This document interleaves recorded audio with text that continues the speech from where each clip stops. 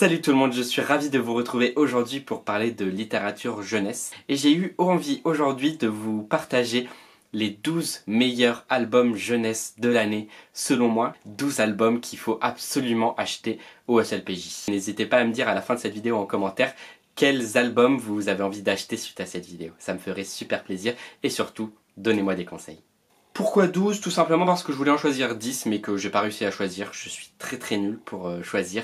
Alors je vais vous présenter ces 12 albums et on commence tout de suite. Le premier album dont je souhaite vous parler, c'est Bonjour Printemps de Fleur Houry et Didier Lévy, qui est publié aux éditions Seuil Jeunesse. Fleur Houry, c'est une illustratrice que j'aime beaucoup, qui a notamment dessiné l'album Premier Matin aux éditions des Fourmis Rouges, que j'aime énormément, et qui est aussi celle qui a dessiné l'avatar et la bannière de ma chaîne YouTube. Alors c'est dire.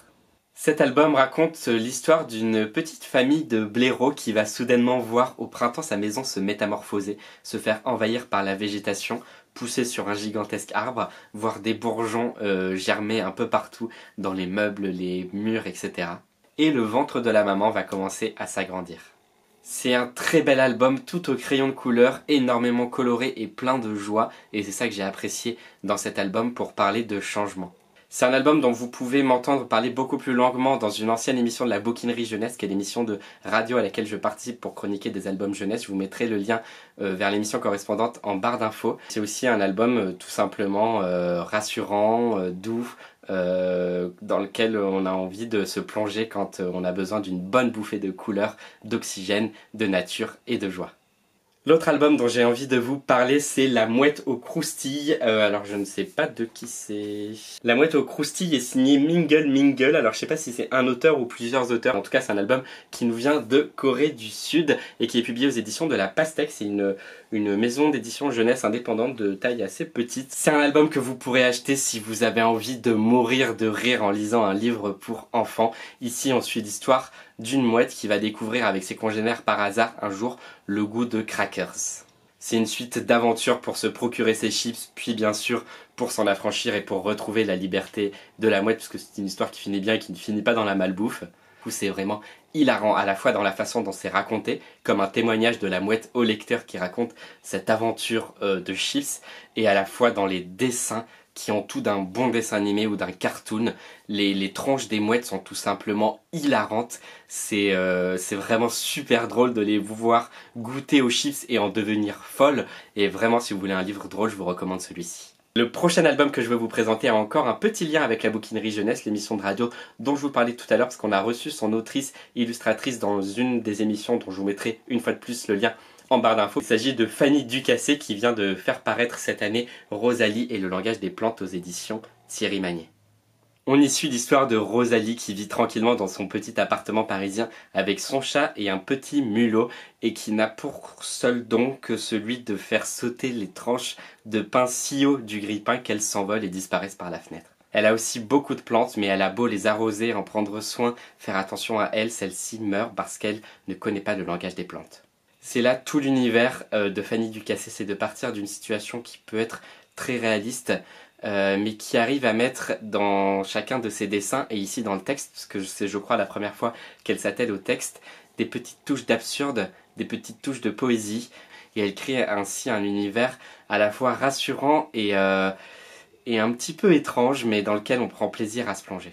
Et puis surtout, si Fanny Ducassé est connue, c'est pour son dessin, son trait extrêmement fin et précis, ses planches fourmillant de détails, ses dessins de nature époustouflants. On prend un plaisir fou à contempler chacun de ses dessins, et celui-ci ne fait pas exception à la règle, avec en plus une palette de couleurs qui tourne autour du rose, qui est vraiment super bien maîtrisée et qui magnifie l'univers de Rosalie, le langage des plantes.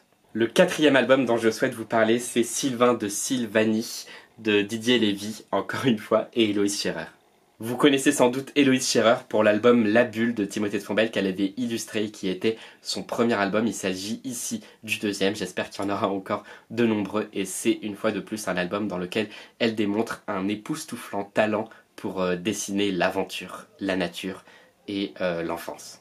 Cette fois-ci porté par les mots de Didier Lévy, ils racontent tous les deux l'histoire de Sylvain qui va dans le grenier pour y ranger ses anciens jouets et qui va notamment y ranger Charlemagne, son cheval à bascule, avec lequel il décide de partir une dernière fois pour de grandes aventures en Sylvanie, le pays imaginaire qu'il arpente à dos de son cheval et où il vit de grandes aventures. Il y est question d'enfance et d'imaginaire bien entendu, mais aussi de création, d'imagination, d'aventure et de comment l'imaginaire en fait permet de nous évader, mais aussi de trouver sa voie.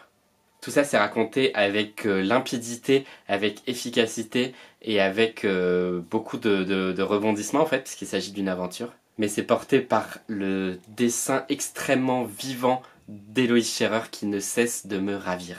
L'album suivant s'appelle La Montagne et est signé de Carmen Chica et Emmanuel Marcel. Et dans La Montagne, ils racontent tous deux l'aventure d'un camionneur qui s'arrête pour faire une pause et qui va, en se perdant, se retrouver à vivre une aventure totalement onirique et fantasmagorique dans la montagne qui va vraiment se transformer en un truc fantastique, quasiment inquiétant avant de revenir à la normale comme si rien ne s'était passé. C'est un album presque muet dans lequel on regarde cette fantasmagorie se déployer sous nos yeux. Et puis il y a un côté très Miyazaki, en fait, très studio Ghibli dans ces créatures inquiétantes, dans cet univers fantastique qu'on ne comprend pas trop. C'est donc un album qu'on apprécie notamment pour le graphisme, pour les dessins qui sont très riches, très denses, très beaux.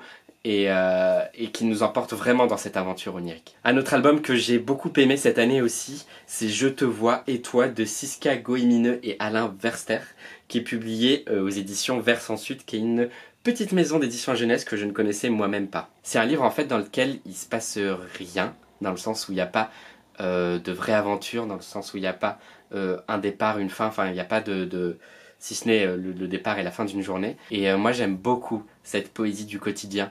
J'aime beaucoup ce regard simple et tendre porté sur les petites choses qui nous entourent.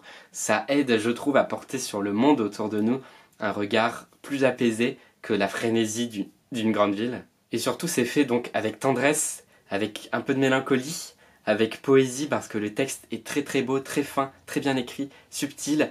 Et aussi avec une certaine originalité, puisque le style graphique fait notamment avec du collage que je trouve très original, très parlant et qui surtout correspond vachement bien à l'univers du livre. L'autre album dont je vais vous parler, que je viens juste de lire mais qui rentre de justesse dans mes livres préférés de l'année parce que c'est un très très bel album et encore une fois ça peut être un très très beau cadeau de Noël pour quelqu'un ou pour vous-même, c'est le nouvel album de François Place qui s'appelle Le Marquis de la Baleine, ayant pour sous-titre Comédie tragique en 6 actes pour 3 personnages et une baleine. C'est un livre tout simplement extraordinaire dans tous les sens du terme. D'abord parce que même si c'est un album pour enfants, grands enfants quand même, c'est une pièce de théâtre, ce qui est très peu commun. C'est vivant, c'est vif, c'est drôle, c'est bien raconté, c'est bien écrit, c'est limpide, c'est vraiment, ça s'enchaîne super facilement. Et à travers les paroles des personnages, on vit des aventures, on rêve, on s'émeut, on rit. Et vraiment, François Place fait preuve dans ce livre d'un talent narratif incontestable. C'est aussi un livre dans lequel on retrouve bien entendu le talent de dessinateur de François Place, la finesse de son trait, mais en même temps c'est un trait très vivant, dans lequel les personnages sont vraiment réalistes et en même temps ils ont cette générosité et cette joie qui est propre à un livre pour enfants et surtout à un livre de François Place. C'est des personnages que François Place croque avec tendresse, même s'ils ont leurs qualités et leurs défauts. On sent vraiment une grande tendresse pour ces personnages. Et c'est des dessins qui fourmillent de détails, qui entraînent dans l'aventure, qui sont tantôt chaleureux, tantôt effrayants, tantôt impressionnants, qui ont tous chacun leur ambiance pour retranscrire une scène de cette pièce de théâtre, de cette comédie tragique. Il n'y avait pas trop d'ordre dans la façon dont je vous ai présenté les albums, mais j'ai quand même essayé de monter crescendo. Et je vous ai quand même réservé un petit top 5 qui est à peu près dans l'ordre. En tout cas, c'est vraiment mes 5 incontournables de 2018. On commence avec La vérité sur les habitants des autres planètes de Julien Bert et Magali Lehuche qui est publié aux éditions des Fourmis Rouges. Oui, c'est la deuxième fois que je mentionne cette maison d'édition que j'adore dans cette vidéo. Et c'est un album dont je vous ai déjà parlé dans une autre vidéo, donc je vous inviterai à aller la voir. Mais c'est un album, si je le présente ici, c'est que je l'ai vraiment adoré. Julien Bert et Magali Lehuche nous emportent dans une espèce de petit carnet de voyage de l'espace où le narrateur en fait nous emmène dans ses pérégrinations spatiales pour nous présenter tous les habitants des autres planètes qu'il a rencontrés. Mais du coup, c'est un carnet plein d'inventivité dans lesquels les auteurs invitent des personnages plus farfelus les uns que les autres, avec un trait très simple et pas d'autres couleurs que celles présentes sur la couverture, c'est-à-dire le bleu et le jaune, mais qui rendent vraiment à l'album du coup un petit côté... on sent qu'à la fois il y a l'authenticité du narrateur qui nous raconte son voyage et en même temps le fait que ce soit des dessins simples, quasiment enfantins, il y a un côté farfelu qui est propre à tout l'imaginaire que déploie le livre. Vraiment, c'est un petit livre qu'on a envie de trimballer partout pour s'en régaler quand on a besoin d'une petite capsule d'imagination.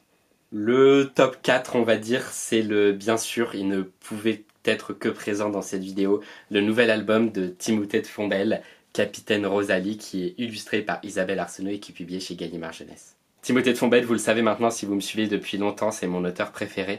Et Capitaine Rosalie, c'est une nouvelle qu'il avait écrite pour un recueil paru en Grande-Bretagne il y a fort longtemps, et ensuite qui avait été traduit chez Hachette et qui maintenant ressort sous un format illustré chez Gallimard Jeunesse. C'est l'histoire de Rosalie qui, pendant la Seconde Guerre mondiale, va tous les jours dans l'école des grands. On suit aussi tout simplement son quotidien avec sa mère, les lettres qu'elle reçoit de son père qui est au front, et puis les journées de bonheur que la mère et la fille tentent de trouver dans ce pays en guerre. C'est donc, vous l'aurez compris, un album avec un fond historique et avec une ambiance quand même assez dramatique. C'est pour ça que c'est pas pour les trop jeunes et puis parce que ça amène au dialogue quand même. Mais c'est un album, c'est une histoire comme Timothée de Fombelle sait si bien les raconter, qui sont à la fois racontées avec dans les mots beaucoup de simplicité et en même temps derrière ça, ça entraîne la poésie, ça entraîne la générosité, ça entraîne la tendresse, ça entraîne la douceur et par-dessus tout l'émotion. Moi, ça m'a laissé la gorge serrée et en même temps le sourire aux lèvres. Et cet album, parce qu'il n'y a pas que le texte de Timothée de Fombelle, même si je l'adore, est sublimé par les illustrations d'Isabelle Arsenault, qui sont dans une palette de couleurs très restreinte, beaucoup de gris, de noir, de blanc, de couleurs assez sombres, mais avec la chevelure rousse, pétante, pleine de lumière, pleine de fougue et pleine d'espoir finalement de la petite Rosalie. Les deux se marient vraiment extrêmement bien. Ça fait un petit livre, pour moi vraiment incontournable cette année, qui m'a beaucoup ému, mais qui est aussi très très beau et qui trouvera forcément sa place dans votre bibliothèque, je vous l'assure. Un de mes albums préférés de cette année, c'est assurément le nouvel album de Jon Klassen, alors qu'il n'est pas écrit par lui. Je vous mets la couverture juste ici, parce que je ne l'ai pas avec moi là au moment du tournage. Mais c'est un album qui est paru aux éditions de l'École des loisirs et qui s'appelle Le loup, le canard et la souris, si je ne me suis pas trompé d'ordre. On y suit l'histoire savoureuse d'une petite souris qui se retrouve un jour mangée par le loup. Sauf que dans le ventre du loup, elle y rencontre un canard. Il explique à la petite souris qu'il n'y a pas de raison qu'il sorte, parce que quand il était en dehors du ventre du loup, il avait peur d'être mangé par le loup, et maintenant qu'il est dans le ventre du loup, il n'a plus jamais peur d'être mangé par le loup.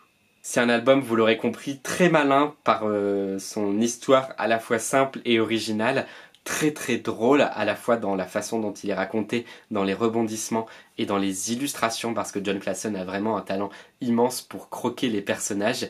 Celui-ci est un album avec lequel vous passerez à coup sûr un bon moment, que ce soit seul, moi je l'adore, ou que ce soit avec un enfant, parce que je pense que c'est une histoire super drôle à raconter à des enfants. L'avant-dernier album dont je souhaite vous parler dans cette vidéo, c'est L'ours transparent de Cécile Metzger, je sais pas du tout comment le prononcer, qui est publié aux éditions Aubriard. Aubriard est une petite maison d'édition jeunesse basée à Lille que j'ai découvert par le biais d'un crowdfunding lancé sur Ulule pour le financement de cet album L'ours transparent. Dès que j'ai vu cet album sur Ulule, j'ai su que ça allait me plaire et j'ai aussitôt participé au financement participatif. Mais c'était finalement au-delà même de ce que j'espérais, parce que j'ai eu un vrai coup de cœur pour cet album.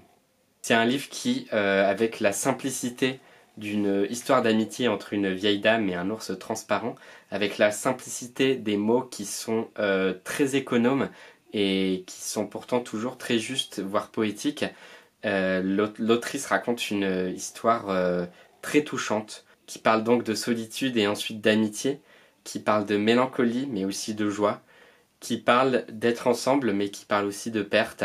C'est une histoire extrêmement émouvante, mais amenée avec beaucoup de délicatesse et surtout une douceur comme vous n'en avez jamais vu. La palette de couleurs très très douce est superbement maîtrisée et le tout donne envie de se lever dans l'album et de profiter d'une après-midi ensoleillée avec cet ours transparent et cette mamie joyeuse. À acheter, à offrir, à lire et à relire, et un livre qui va rejoindre à coup sûr mes livres doudous. Et le dernier livre que je voulais vous présenter, c'est Une super histoire de cow-boy de Delphine Perret, publié aux éditions, encore une fois, des Fourmis Rouges. Celui-ci, foncez l'acheter au Salon du Livre et de la Presse Jeunesse de Montreuil et foncez écouter, regarder la vidéo que j'ai réalisée sur cet album au moment de Bébé en livre cet été. Je vous recommande énormément cet album, comme tous les autres que j'ai présentés dans cette vidéo. Et j'espère que l'un d'entre eux finira dans votre bibliothèque ou sous votre sapin. Vous pourrez me retrouver samedi pour l'annonce du prix La Voix des blogs, le 6e prix La Voix des blogs. Je mets toutes ces infos là en barre d'infos. J'espère que l'un de ces albums vous plaira. Je vous remercie de me suivre toujours avec enthousiasme et je vous dis à très bientôt dans une nouvelle vidéo ou au SLBJ. Faites de très belles lectures et surtout, portez-vous bien. Allez, salut tout le monde!